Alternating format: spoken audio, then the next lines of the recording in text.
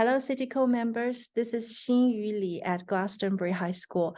Today, I'm going to share you a tip on how to reduce teachers' workload on grading students' writing work. So here we go.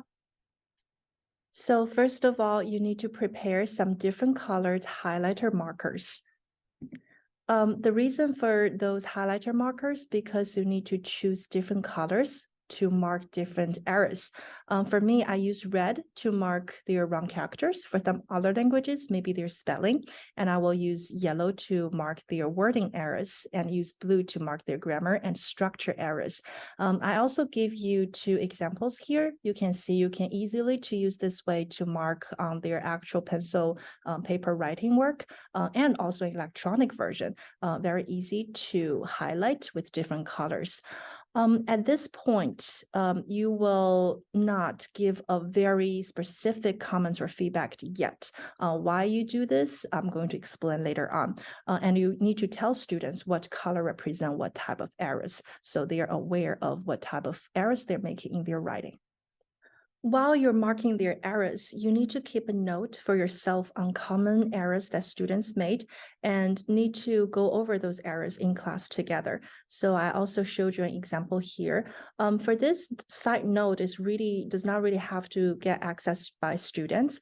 It's really for yourself that you know what to going over during class time and also knowing that what type of common errors that your students are making. Because you did not give them a very specific comments and feedback on their errors. Therefore, students need to pay great attention to your instructions, and they will identify by themselves what errors they made on their writing and correct their errors accordingly. If they have some errors that they made, kind of like an individual error that did not going over by you during class time, then they can reach out to you afterwards. After you going over all the common errors, you can encourage them to revise their writing work and earn some extra credit back. You can also decide not to offer them any extra credit. The reason I like to offer them extra credits is because I find it's very encouraging for them to really listen to me while I'm going over the common errors and also do some self-reflection on their own errors and also taking the efforts to correct their errors. That's why I usually offer them extra credits back after their correction. So for me, I ask my students not to change the highlighted colors made by me and not to delete my comment. What they need to do is to add a parentheses, as you can see my example here, add a parentheses and put their corrected sentences or words in the parentheses.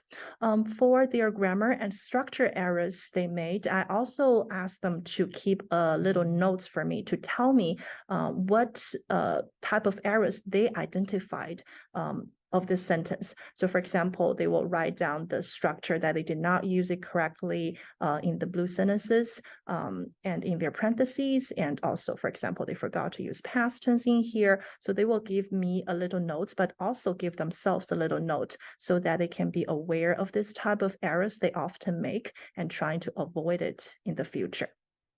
So for me, after they resubmit their corrected work, I usually offer 5% to 10% extra credits back to their work. But again, you can decide either you want to do this or how much extra credits you want to offer them back. So this is the way I use to correct my students' writing work. I find it's very meaningful and effective because instead of just me telling them what they did wrong, they actually have to, based on the colors I use and also by listening to me carefully for my instructions on going over the common errors, they have to identify their errors by themselves so that they can leave a deeper impression about this type of error they made so that they can trying to avoid it in the future. And also in this way, it tremendously minimized my workload on correcting writings. So therefore, I think it's very effective and also very meaningful for students learning and also for myself. Hope you like it, but if you have any questions, suggestions, feedback, you're always welcome to reach out to me by sending me an email. My email address is lix@glastonburyus.org. Thank you so much for watching. See you next time. Bye-bye.